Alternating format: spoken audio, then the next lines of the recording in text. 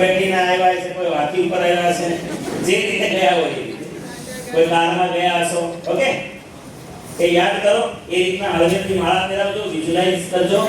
અને હું જે મંત્ર બોલું તો પહેલા કન્યા માળા કરાવી દેજો, પછી વરરાજા રાહ ન જતા એ વિશે નહોતી જોઈ.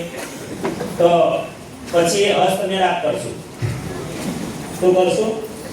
હસ્તમેળાપ કરી અને આપણે સીધો ચોથો ફેરો મારશું. સમજી નથી આપી. ચોથો એટલે જેમાં કન્યા આગળ હોય એવું નહીં કરીએ, આપણે હાથે આવીશું.